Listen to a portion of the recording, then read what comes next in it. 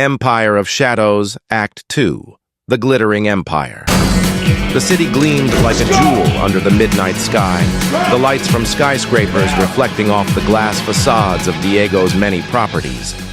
From his penthouse overlooking the urban sprawl, Diego Morales felt invincible, a titan among men.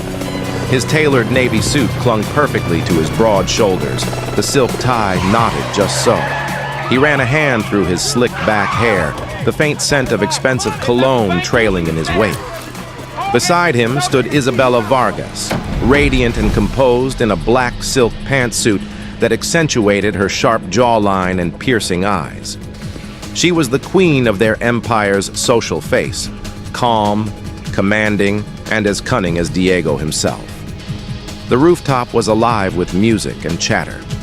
Diego navigated the crowd with practiced ease, exchanging smiles and nods with politicians, businessmen, and influencers. Deals were whispered in quiet corners. Futures bought and sold like stocks. "You've built something incredible, Diego," Isabella murmured, her voice low as they stood apart from the crowd, watching the city's pulse below. "But the higher you climb, the more dangerous it becomes." He smiled tightly, eyes never leaving the horizon. "Danger is part of the game. Without risk, there's no reward." Guys, Isabella's gaze hardened. "And what risks are you willing to take?" A week later, in a dimly lit jazz club downtown, the air thick with smoke and secrets, Diego met Victor Santos. Victor's presence was magnetic, a man who dressed sharply in a midnight blue suit, tailored to perfection. His dark eyes held a glint of amusement, as if he knew all the city's hidden sins and was amused by their folly. Victor extended a hand. "Diego Morales, I've heard a lot about you." Diego shook it firmly. Curiosity piqued. "And you are?" "Victor Santos," the man replied smoothly. "Some call me the dealer of fortunes." They moved to a private back room where a poker table sat under a single overhead lamp. The air smelled of expensive whiskey and anticipation. Victor dealt cards with deft fingers. This is where the true power is won or lost. Diego leaned forward, intrigued. "I'm a man of control. Luck isn't part of my equation." Victor smiled, revealing a hint of sharp teeth beneath his grin. "Luck is the wild card, Diego.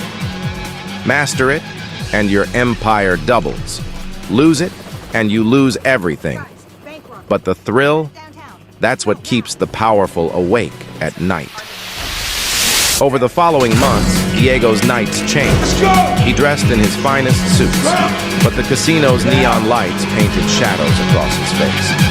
Victor became his mentor in this dangerous new world, teaching him the subtle art of bluffing, reading tells, and the delicate dance of risk. Raphael watched the change with unease.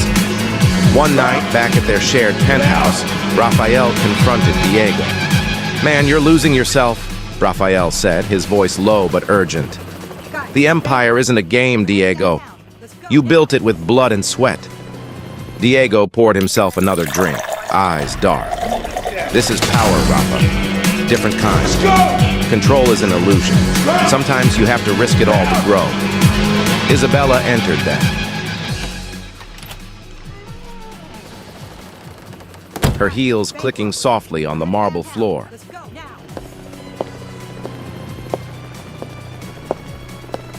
She stopped in front of Diego, her eyes sharp as knives. "You're not the man I married," she said, voice trembling with restrained anger. Diego looked up, eyes glazed but resolute. "I'm the man this city needs." She shook her head, disappointment shadowing her face. "At what cost?" The Empire began to show cracks. Late nights became longer. Diego's presence at meetings grew sporadic. Rumors of unstable decisions spread through his corporate circle. Isabella took on more public duties, masking their unraveling facade with charm and calculated smiles. One evening, Victor introduced Diego to a new game, roulette, where fortunes flip with the spin of a wheel.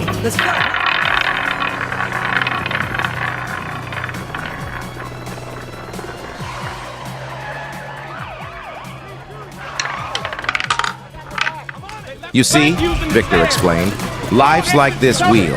Sometimes you win big, sometimes you lose it all. The trick is knowing when to hold and when to fold. Diego placed a large bet. The wheel spun.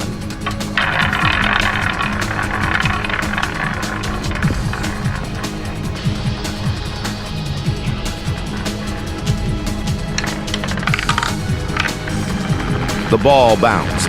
Heartbeats echoed in the silent room, landing on black. A rush of victory surged through Diego, but it was fleeting. At a lavish charity gala a few weeks later, Isabella cornered Diego on the balcony. The city lights stretched endlessly below. Diego, you're gambling with more than money now. You're gambling with us. He sighed deeply, the weight of empire heavy on his shoulders. I know. She took his hand, voice softening. Promise me you won't lose yourself. He nodded, but neither believed it. Meanwhile, Raphael's frustration mounted. He found Diego one night, alone at the casino, eyes bloodshot, fingers trembling. You're burning through everything, Raphael said. You need to stop. Diego looked up, shadows etched in his face. I can't stop, Rafa. Not now. Raphael shook his head, knowing the empire was no longer theirs alone. Something darker had taken root, a hunger for risk that could swallow them whole. The act closes with Diego standing at the edge of the rooftop, staring down at the city below, the wind tugging at his coat. The empire he built sparkled beneath him, but the shadows lengthened. The city lights had lost their sparkle for Diego Morales. The skyline, once a symbol of his unyielding ambition, now looked like a cold, indifferent cage. His penthouse felt empty, despite its grandeur. The plush leather chairs and polished marble surfaces reflected the hollowness inside him. Diego sat alone, nursing a glass of whiskey, the ice clinking against the glass as his mind raced through the mounting losses. His sharp navy suit was rumpled, the silk tie loosened. The man who once commanded respect now looked defeated. Days ago, Isabella had left him. Her bags packed, her eyes resolute but heartbroken, she had said, I can't watch you destroy yourself. He barely remembered the last words she spoke before the door clicked shut. Isabella was more than his wife. She was the empire's face in the light, the calm in the storm. Without her, the public smile was harder to wear. Raphael was the only one left who dared to confront him. One cold evening, Raphael found Diego in a dive bar miles away from their penthouse, a place Diego once sneered at, but now frequented in search of oblivion. Raphael slid onto the stool next to him. You're bleeding, Diego. The empire's bleeding, and you're the one cutting the veins. Diego glanced at him with tired eyes. The veins have always been cut, Rafa. I'm just trying to hold on. You're holding on to nothing. This isn't you. We started from nothing together. This is different. Diego shook his head, voice raw. You don't get it. I have to keep going. Raphael leaned closer, lowering his voice. Going where? To your death? At night, Diego found himself back at the casino, that neon-lit prison where Victor Santos reigned like a dark king. Let's go! Get out! Victor always appeared at the worst moments, his midnight blue suit immaculate, eyes gleaming with sinister charm. Diego, Victor said one night, pouring a drink with calm precision, you're playing a losing game. Diego slammed his glass down. Then teach me to win. Victor smiled thinly.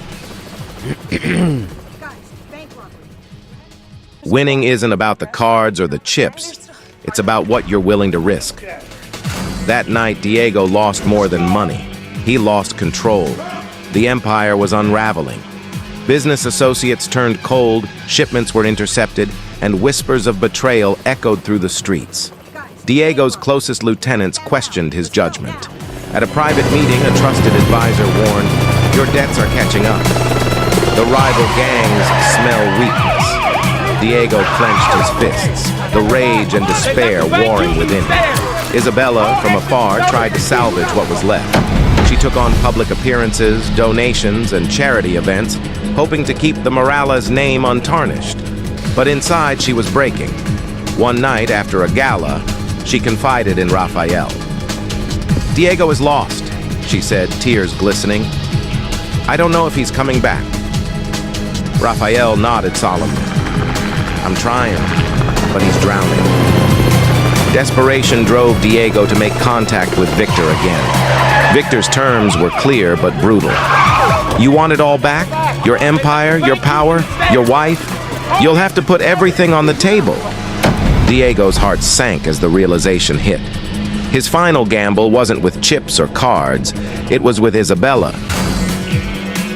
Let's go!